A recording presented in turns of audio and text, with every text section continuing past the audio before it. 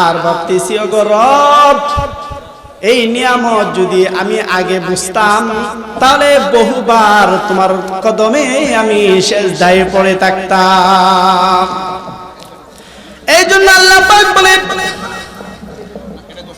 আমার কোন বান্দা যদি ইবাদত করতে পেরে, যদি শুকরিয়া আদায় করে, যাকাত আদায় করতে পেরে যদি শুকরিয়া আদায় করে, আর যদি বলে আহারে অনেক মানুষ নিজের যাকাত নিজে খায়, যাকাত অন্যকে দেয় না, আমাকে আমার মালিক যাকাত দেওয়ার সুযোগ দিয়েছেন, এজন্য আল্লাহ পাকের দরবারে শুকরিয়া আদায় করে, হজ করে শুকরিয়া আদায় করে, আর বলে আহারে অনেক মানুষ হজ ফরজ হইছে কিন্তু হজ করতে পারে না, আমার রব আমারে হজ করার সুযোগ দিছে। অনেক মানুষ অন্ধ লোককে দেখে দেখে বলে আহারে লোকটার চোখ নাই, যার চোখ নাই সে বুঝে দুনিয়া কেমন অন্ধকার, দুনিয়াটা কত অসহায়। এজন্য চক্ষুষ্মান যদি চক্ষু নাই ওই ব্যক্তিকে দেখে যদি শুকরিয়া আদায় করে, আরে আমার রব আমাকে চোখ দিছে, দুনিয়ার বড় নিয়ামত দিছে।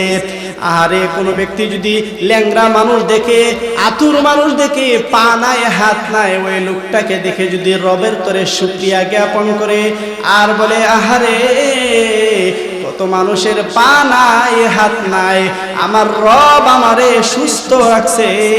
আল্লাহ পাক বলেন এমন অনুভূতি যে আমার দরবারে প্রকাশ করবে, লাযীদান্নাকুম, আমার এবং শাকিরিন বান্দাদেরকে আমি কখনো দুর্বল বানাবো না। সুবহানাল্লাহ। মাজিদ وفي فرقانه الحميد أعوذ بالله من الشيطان الرجيم بسم الله الرحمن الرحيم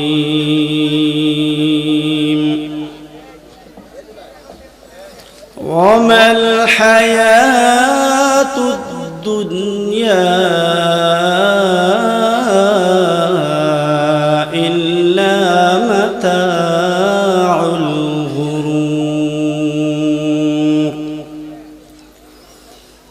وقال النبي صلى الله عليه وسلم ألا إن الدنيا ملعونة ملعون ما فيها إلا ذكر الله وما والاه عالم ومتعلم أو كما قال عليه الصلاة والسلام. صدق الله العظيم وصدق رسوله النبي الكريم. بلغ العلا بكماله كشف الدجى بجماله حسنت جميع خصاله. صلوا عليه وآله. আলহামদুলিল্লাহ, আল্লাহ পাকের দরবারে শুকরিয়া যে আল্লাহ মহান আমাদেরকে একটি দ্বীনি পরিবেশে, দ্বীনি মজলিসে, অন্ধকার দুনিয়ার আলোকিত স্থানে আসার বসার, আমলের নিয়তে কিছু শোনার বলার তৌফিক দান করেছেন। তাই মহাব্বতের সুরে কালিমাত শুকর পাঠ করছি, সকলে বলছে আলহামদুলিল্লাহ। একই সাথে বিশ্ব মানবতার মুক্তির দিশারি, রহমতের কান্ডারি আহমদে আরবি, যাকে সৃষ্টি না করিলে পৃথিবীর কোনো কিছুই সৃষ্টি হতো না, সেই মহা মানবের প্রতি একবার সংক্ষেপে দুরূদ পাঠ করছি, সকলে বলছি সাল্লাল্লাহু আলাইহি ওয়াসাল্লাম। যার আগমনে বিশ্ব মানবতার পূর্ব দিগন্তে এক নতুন সূর্যের উদয় হয়েছিল। যে নবী মানুষের হেদায়েতের জন্য মানুষেরই হাতে তায়েফের ময়দানে রক্ত মুবারক জড়িয়েছিলেন, উহুদের ময়দানে দান দান মুবারক শহীদ করে দিয়েছিলেন, আবার মানুষের নাজাতের জন্য শেষ রাত্রিতে যার কান্নার আহাজারিতে আল্লাহর আরশ দুলত, সাইয়্যিদুল মুরসালিন নবী, সাইয়্যিদুল আম্বিয়া নবী, ইমামুল মুরসালিন নবী, ইমামুল আম্বিয়া নবী, রাহমাতুল লিল আলামিন নবী, মুহাম্মদ মুস্তাফা নবী, আহমদ মুস্তাফা নবী, মুহাম্মদ মুক্তাদা নবী, মুহাম্মদ মুজতাবা নবী, সর্বশ্রেষ্ঠ নবী আপনা আমার নবী। এই নবীর উম্মত হতে পারায় একই সাথে জমানার শ্রেষ্ঠ জামাত উলামায়ে কেরামের মজলিসে বসতে পারায় আবারও বিনয় অবনতি চিত্তে আল্লাহ পাকের শুকরিয়া আদায় করছি। সকলে বলছে আলহামদুলিল্লাহ। আমরা যে আজকে এই মাহফিল আসতে পেরেছি, আমরা খুশি না বেজার? অনেক মানুষ দুনিয়ার ঝামেলায়, ব্যবসার ঝামেলায়, চাকরির ঝামেলায়, মোবাইলের গেমসের ঝামেলায়, ফেসবুকের ঝামেলায় এই দিনই পরিবেশে আসতে পারে নাই, অনেকে অসুস্থতার কারণেও আসতে পারে নাই। এজন্য আমরা যে আসতে পেরেছি এটা আল্লাহ পাকের পক্ষ থেকে বড় নিয়ামত, যে আল্লাহ পাক আমাদেরকে এই দ্বীনি মজলিসে আসার জন্য সুযোগ দিয়েছেন। এই দ্বীনি মজলিস এটা আল্লাহ পাকের বড় নিয়ামত, এটা আল্লাহ পাক সবাইকে দান করেন নাই। যদি সত্যি এটা আল্লাহ পাকের নিয়ামত আমরা বুঝতে পারি, তাহলে আবারও হৃদয়ের সবকুটি কণ্ঠ উজাড় করে ছেড়ে দিয়ে আল্লাহ পাকের শুকরিয়া আদায় করছি। সকলে বলছি আলহামদুলিল্লাহ। আল্লাহ পাক বলেন, আমার কোন বান্দা যদি আমার নিয়ামত পেয়ে যদি শুকরিয়া আদায় করে, কৃতজ্ঞতা প্রকাশ করে, তাহলে রব্বে করিম বলেন আমি আমার ওই বান্দাদের প্রতি খুশি হয়ে যাই। তাই খুশির ঘোষণা আল্লাহ পাক কোরআনের মধ্যে দিচ্ছেন। রব্বে করিম বলেন লা ইন শাকারতুম লা আযীদান্নাকুম।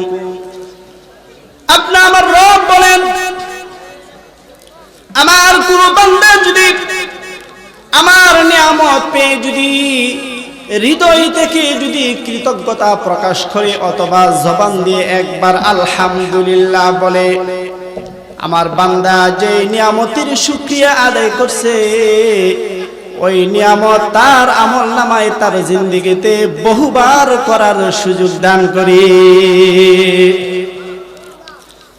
এজন্য কোন বান্দা যদি মাহফিলে আসতে পেরে যদি সে যদি বুঝতে পারে আহারে এটা আমার রবের পক্ষ থেকে বড় নিয়ামত, বড় দয়া, আহারে কত মানুষ আসতে পারে না, তার সময়টা গুনার কাজে ব্যয় হচ্ছে, এই কথা যখন সে বুঝতে পেরে রবের তরে যদি শুকরিয়া আদায় করে, মুখ দিয়া যদি বলে আলহামদুলিল্লাহ,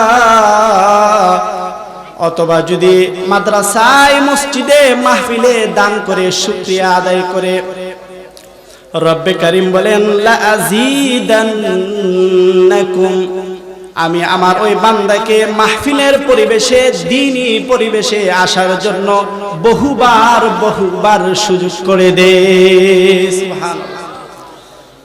আমার কোন বান্দা যদি মসজিদে আসতে পেরে যদি নামাজ পড়তে পেরে যদি শুকরিয়া আদায় করে আর যদি বলে আহারে কত মানুষ দুনিয়ার জামালায় পড়ে আছে, আল্লাহ পাকের গোলামি করার সুযোগ পায় না, সে রবের তরে দিল থেকে কৃতজ্ঞতা জ্ঞাপন করে অথবা মুখ দিয়ে একবার বলে আলহামদুলিল্লাহ, অথবা নামাজের শুকরিয়া নামাজ দ্বারা নফল ইবাদত দ্বারা করে, আল্লাহ পাক বলেন যতদিন হায়াত আছে ততদিন তার আমলনামায় নামাজের সুযোগ দান করি। বলেন সুবহানাল্লাহ। আল্লাহর কোলে ঘটনা বর্ণনা করতেছেন। আল্লাহর ওলি বলেন আমি মসজিদে গেলাম, মসজিদে গিয়ে দেখি একটা বৃদ্ধ বাবা বসে বসে ঘুমাইতেছে। তো আল্লাহর ওলি বলেন, ওর বাবা আপনি মসজিদে বসে বসে ঘুমান কেন? বাড়িতে চলে যান, গিয়ে শুয়ে শুয়ে ঘুম যান। আল্লাহর ওলি এই কথা বলে নামাজে দাঁড়িয়ে গেছে। লোকটা সজাগ হয়ে আল্লাহর ওলির নামাজ দেখতেছে। আল্লাহর ওলি নামাজ পড়তেছে সুন্দর করে, আর লোকটা আল্লাহর ওলির নামাজ দেখে দেখে শুধু কান্নাকাটি করতেছে। আল্লাহর ওলি নামাজ শেষ করে আয়েশা বলে, বাবা আমি যে বলছি ঘুমানোর জন্য, আমি কি আপনাকে কষ্ট দিলাম নাকি? আল্লাহর ওই বান্দা বৃদ্ধ বাবা বলে, ওগো আল্লাহর ওলি, আপনার কথায় আমি কান্নাকাটি করি না, আমি আপনার নামাজ দেখে কান্নাকাটি করছিলাম। আপনি কি জানেন আমি আজ থেকে 20 বছর যাবৎ শুয়ে শুয়ে ঘুমাইতে পারি না। আমি আজ থেকে 20 বছর যাবৎ ঘুমাইতে পারি না, বসে বসে ঘুম যায়। তবে সেজন্য আমি কাঁদি না। ওগো আল্লাহর ওলি, আপনি যে রুকু দিতেছেন, সেজদা দিতেছেন, এই রুকু সেজদা দেখে দেখে আমি কাঁদতেছি। আমি ভাবতেছি আমি আজ থেকে 20 বছর যাবৎ রুকু করতেও পারি না, সেজদাও করতে পারি না। আহারে আমার রব আমার থেকে এই নিয়ামত ছিনিয়ে নিয়েছেন। আমার পেটের রাবার ছিঁড়ে গেছে, আমি যদি রুকু দেই, সাজদা দেই, তাহলে আমার পেটের সমস্ত ময়লা নাক দিয়ে মুখ দিয়ে বাইর হয়ে যায়। এজন্য আমি রবের শুকরিয়া আদায় করতেছি আর ভাবতেছি, ওগো রব, এই নিয়ামত যদি আমি আগে বুঝতাম তাহলে বহুবার তোমার কদমে আমি সেজদায় পড়ে থাকতাম। এই জন্য আল্লাহ পাক বলেন,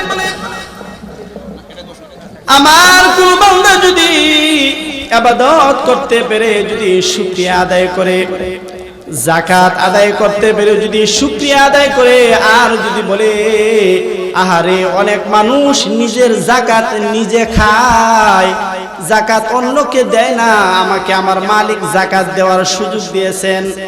এজন্য আল্লাহ পাকের দরবারে শুকরিয়া আদায় করে, হজ করে শুকরিয়া আদায় করে, আর বলে আহারে অনেক মানুষ হজ ফরজ হইছে কিন্তু হজ করতে পারে না, আমার রব আমারে হজ করার সুযোগ দিছে। অনেক মানুষ বন্ধ লোকরে দেখে দেখে বলে আহারে লোকটার চোখ নাই, যার চোখ নাই সে বুঝে দুনিয়া কেমন অন্ধকার, দুনিয়াটা কত অসহায়। এজন্য চক্ষুষ্মান যদি চক্ষু নাই ওই ব্যক্তিকে দেখে যদি শুকরিয়া আদায় করে, আরে আমার রব আমাকে চোখ দিছে, দুনিয়ার বড় নিয়ামত দিছে। আরে কোনো ব্যক্তি যদি ল্যাংড়া মানুষ দেখে, আতুর মানুষ দেখে, পা নাই হাত নাই, ওই লোকটাকে দেখে যদি রবের তরে শুকরিয়া জ্ঞাপন করে আর বলে আহারে কত মানুষের পা নাই হাত নাই, আমার রব আমারে সুস্থ রাখছে, আল্লাহ পাক বলেন এমন অনুভূতি যে আমার দরবারে প্রকাশ করবে, লাযিদান্নাকুম, আমার এবং শাকিরিন বান্দাদেরকে আমি কখনো দুর্বল বানাবো না। সুবহানাল্লাহ। আমার যুবক ভাইয়েরা, বৃদ্ধ বাবারা, মনোযোগ দিয়ে শুনবেন, রবের তরে ইবাদত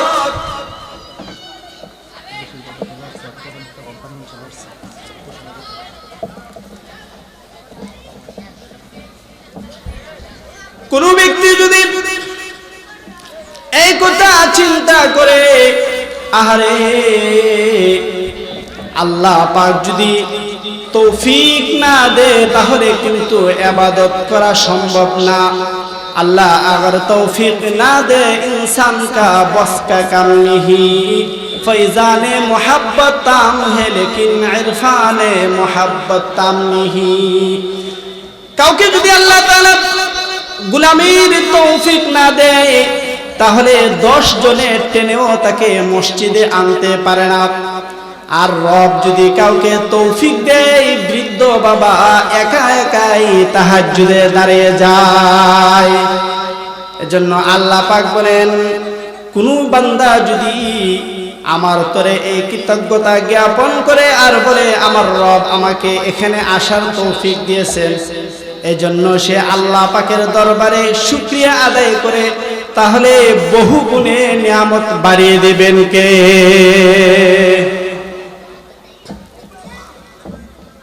কোন বান্দা যদি রবের নিয়ামত পায়া শুকরিয়া আদায় করে, আল্লাহ পাক অনেক খুশি হয়ে যান, অনেক খুশি হয়ে যান। শুকরিয়া আদায় করলে আল্লাহ পাক বেশি খুশি হন। এই কথাটা আল্লাহ তাআলা দুনিয়ার মুমিনদেরকে শিক্ষা দিয়েছেন। কোরআনের শুরুতে আল্লাহ তাআলা কোরআন শুরু করেছেন প্রশংসার আয়াত দিয়ে, হামদ দিয়ে। আমার সাথে সকলে পড়ুন, আলহামদুলিল্লাহি রাব্বিল আলামিন। হামদ বেহদ মর খুদায়ে পাক রাত, আকে ইমাদাদ মুশতে খাকে রাত। আলহামদুলিমান কদ্দার খায়রান ওয়া খাবালা, والشكر لمن صور حسنا وجمالا. فرد صمد عن صفة الخلق بريء، رب أزلي خلق الخلق كمالا. কোন বান্দা যদি নিয়ামত পাওয়ার পরে আল্লাহ পাকের দরবারে শুকরিয়া জ্ঞাপন করে, তাহলে আল্লাহ পাক অনেক অনেক খুশি হয়ে যান। এই জন্য আল্লাহ তাআলা মুমিনদেরকে শিক্ষা দিয়েছেন, রবের তরে সমস্ত প্রশংসা করো। প্রশংসা সবই কেবল তোমারই, রব্বুল আলামিন। দয়ালু মেহেরবান করুণায় পুরাণ, দয়ালু মেহেরবান করুণায় পুরাণ। আর কেহ নাই তুমি মালিক শেষ বিচারের দিন, শেষ বিচারের দিন। এজন্য আল্লাহ পাক যে আমাদেরকে এই মজলিসে আসার বসার তৌফিক দিয়েছেন, তাই আবারও কণ্ঠ ছেড়ে আল্লাহ পাকের শুকরিয়া আদায় করুন, বলুন আলহামদুলিল্লাহ। এই যে দ্বীনি মজলিসে আমরা বসে আছি, এই দ্বীনি মজলিসের অনেক গুরুত্ব, অনেক ফজিলত। 1400 বছর পূর্বে আল্লাহর নবী এই গুরুত্ব বর্ণনা করেছেন। আজও আমরা সেই মজলিসের সেই মজা আমরা আস্বাদন করতেছি। আল্লাহর নবী কি বলেন? قال النبي صلى الله عليه وسلم لا يقعد قوم يذكرون الله إلا حفتهم الملائكة وغشيتهم الرحمة ونزلت عليهم السكينة।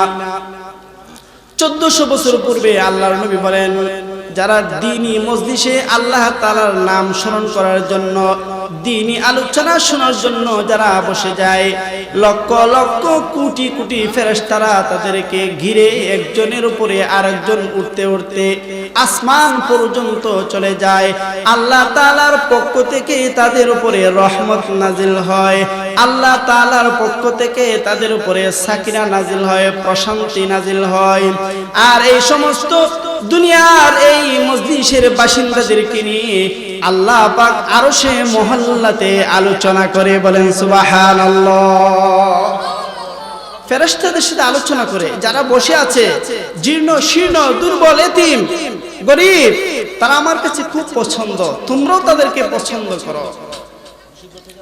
এই কথা আল্লাহ পাক আরশে আজিমে ঘোষণা করে দেন। এজন্য এই মজলিসের অনেক দাম, অনেক ফজিলত, অনেক সাকিনা, অনেক বরকত। এজন্য এই সমস্ত মজলিসে বসতে দেখবেন দুনিয়ার আর কোনো কিছুর খবর থাকে না। একটা ঘটনা বর্ণনা করি। তাবলীগের জামাতেরা বিদেশে দ্বীনের দাওয়াত দেওয়ার জন্য তারা রাস্তায় বাহির হয়েছে। যখন আল্লাহর গোলামেরা রাস্তায় বাহির হয়েছে, রাস্তার মধ্যে গিয়ে দেখে একটা যুবক ছেলে রাস্তার মধ্যে চটপট চটপট করতেছে। গাড়ি আসলে গাড়ির মধ্যে লাফ দিয়া পড়ে যায়। তাবলীগের লোকেরা জিজ্ঞাসা করে, এ যুবক ভাই, তুমি কেন গাড়ির সামনে লাফ দিয়ে পড়ো? যুবক বলে, আমার ভিতরে শান্তি নাই, আমি এই দুনিয়া থাকতে চাই না, আমি মৃত্যুবরণ করতে চাই। তাবলীগের লোকেরা বলে, ঠিক আছে, তুমি যদি মৃত্যুবরণ করতে চাও আমাদের সাথে চলো, আর তোমার এর কারণ বর্ণনা করো।